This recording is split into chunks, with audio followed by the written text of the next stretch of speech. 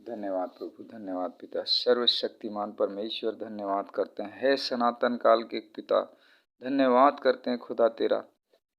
आइए प्रियो, हम कुछ वचनों से परमेश्वर की महिमा को करें।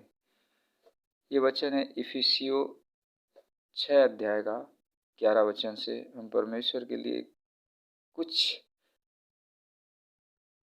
ऐसे वचनों को अपने हृदय में धारण करेंगे, क्योंकि परमेश्वर का वचन ही जो लाखों लोगों को छुड़ाता है। उसका एक एक वचन, परमेश्वर का एक एक वचन लाखों लोगों को छुड़ाता है।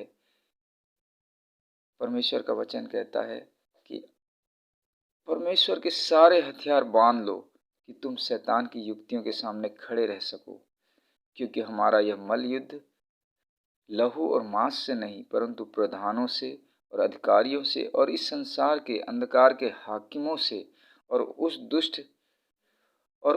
दुष्टता की आत्मिक सेनाओं से है जो आकाश में है।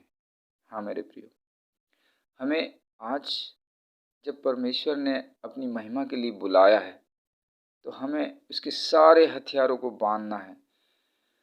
अपने आत्मा में, अपने हृदय में उनके सारे हथियारों को बांधकर एक योद्धा की तरह खड़े होना है, क्योंकि मसीही जीवन एक लड़ाई है, एक युद्ध है। मसीही जीवन में हमें शांति तो मिलती है, लेकिन इसके साथ ही हमें उस शैतान से युद्ध भी करना है। और ये हमारा युद्ध किसी इंसान से नहीं, बल्कि उस शैतान से है जिसने सारे संसार को अपने वश में रखा हुआ है। हाँ मेरे प्रियो, हम आज परमेश्वर ने जब हमें चुना है, तो हम उसके एक योद्धा बन चुके हैं। हम परमेश्वर के राज्य में एक उसके योद्धा बन चुके हैं, और ये मसीही जीवन एक युद्ध है। इसीलिए पौलुस कहता है कि परमेश्वर के सारे हथियारों को बांध लो। और उसके हथियार क्या क्या है, जिसके द्वारा हम उस शैतान का सामना कर सकते हैं, जिसके द्वारा हम उसके सामने स्थिर खड़े होकर हम उस दुष्ट और शैतान को हम लोगों के जीवन से भगा सकते हैं, हम लोगों के जीवन से दूर कर सकते हैं, और कई लोगों को हम छुटकारा दे सकते हैं। इसीलिए परमेश्वर का वचन कहता है कि उसके सारे हथियारों को अपने हृदय में, अपनी आत्मा में बांध लो, ताकि तुम स्थिर रहो और दूसरों को भी स्थिर कर सको। हाँ मेरे प्रियो, आज ज़रूरत है हमें परमेश्वर के राज्य को बढ़ाने की।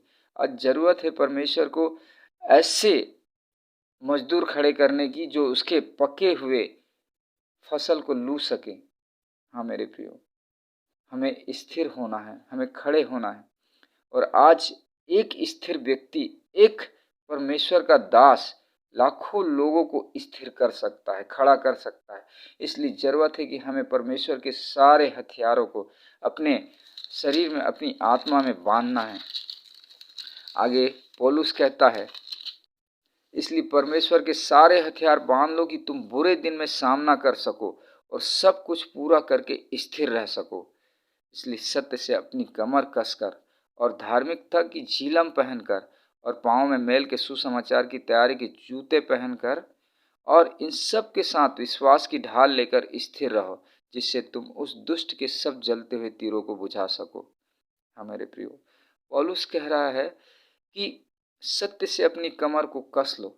जब एक योद्धा युद्ध में जाता है, तो उसके कमर में एक पट्टा लगा रहता है, ताकि उसकी कमर जब युद्ध के समय लड़ाई करे तो कहीं ढीली ना पड़ जाए।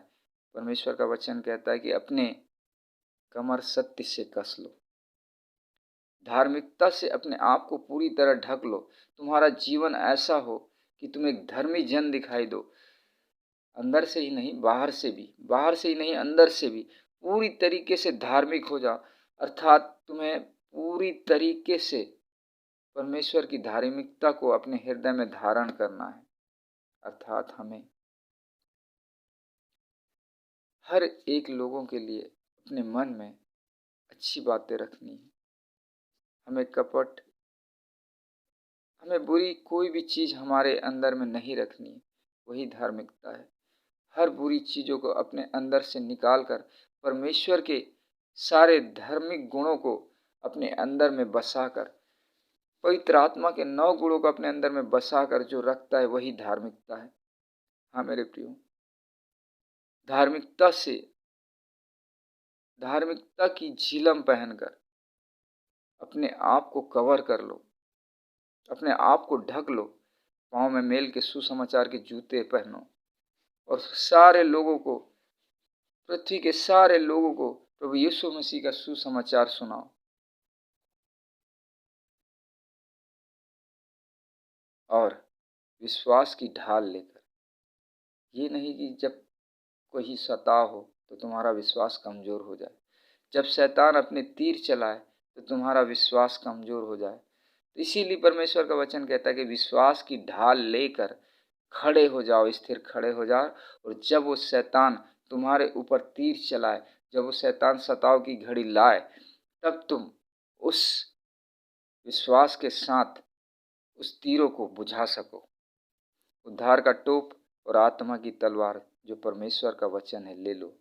परमेश्वर ने तुम्हें उद्धार दे चुका है। जब तुमने बपतिस्मा लिया तुम्हारा उद्धार हो चुका है। तुम्हारे सर पर एक मुकुट है, उस मुकुट को कभी भी लज्जित ना होने दो।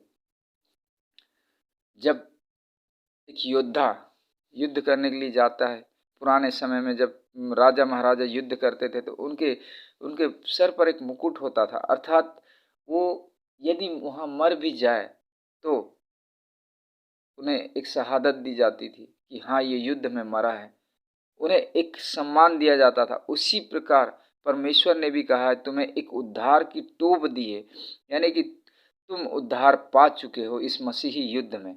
हालेलुया। चाहे तुम एक आत्मा बचाओ, चाहे 10 आत्मा, चाहे लाखों आत्मा बचाओ, लेकिन परमेश्वर ने तुम्हें उद्धार दे चुका है, अर्थात तुम्हें एक उद्धार का टोप, उद्धार का मुकुट तुम्हें मिल चुका है। और तुम आत्मा की तलवार, परमेश्वर की आत्मा की तलवार जो परमेश्वर का वचन है, परमेश्वर का वचन अपने हृदय में धारण करो। उसके सारे वचनों को, जब तक तुम परमेश्वर का वचन अपने अंदर में नहीं रखोगे तब तक शैतान का सामना नहीं कर सकते। यदि योद्धा के पास तलवार ही ना हो तो वो कैसे युद्ध करेगा, वो ऐसा ही हारा हुआ है। इसीलिए तुम्हें बाइबल पढ़ने की ज़रूरत है, वचनों को ज़्यादा से ज़्यादा मनन करने की ज़रूरत है, परमेश्वर के वचन को अधिक से अधिक अपने हृदय में बसाने की ज़रूरत है, ताकि तुम उस तलवार को अपने हाथों में पकड़कर शैतान का सामना कर सको। परमेश्वर का वचन जब तुम्हारे हाथों में होगा, अर्थात परमेश्वर का वचन जब तुम्हारे मुंह में होगा, तब तुम उस शैतान को उस मुंह से जवाब देकर, यानी कि तुम उस पर तलवार चलाओगे। हालेलुया। सचमुच मेरे प्रियो, अगर तुम्हारे पास परमेश्वर की आत्मा की तलवार है, परमेश्वर का वचन है, तो शैतान तुम्हारे सामने टिक नहीं पाएगा।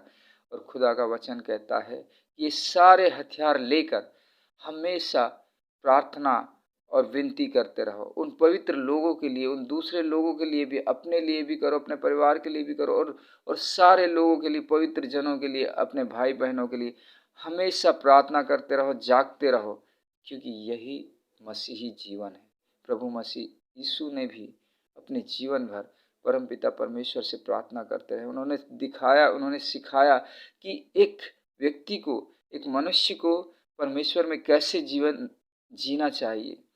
प्रभु यीशु मसीह के पीछे चलने वाले सारे लोग जानते हैं, क्योंकि प्रभु यीशु रात रात भर प्रार्थना करता था, तो हम क्यों ना करें। यदि प्रभु यीशु मसीह ने अंतिम रात को भी कहा जागते रहो और प्रार्थना करते रहो ताकि तुम परीक्षा में ना पड़ो। यदि हम प्रार्थना नहीं करेंगे, हमारा प्रार्थना जीवन कमजोर हो जाएगा, तो अवश्य वो शैतान आएगा, हमें भरमाएगा और परीक्षा में डालेगा, और वो हमारे ऊपर विजयी हो जाएगा। इसलिए हाँ मेरे प्रियो, जागते रहो और प्रार्थना करते रहो, और पवित्र लोगों के लिए सदा सदा हमेशा प्रार्थना करते रहो। तुम्हारा प्रार्थना जीवन यदि मजबूत होगा तो तुम लाखों आत्मा बचाओगे, लाखों आत्मा परमेश्वर के पास ले जाओगे। तुम परमेश्वर के एक अच्छे मजदूर साबित होगे, क्योंकि प्रभु कहता है कि फसल तो बहुत है लेकिन मजदूर थोड़े हैं। हमें परमेश्वर का मजदूर बनना है, हमें परमेश्वर के राज्य में उसका एक अच्छा योद्धा बनना है। प्रियो, मैं विश्वास करता हूँ कि इस वचन से तुम्हें अवश्य आशीष मिली होगी। जय मसीह की। शालोम।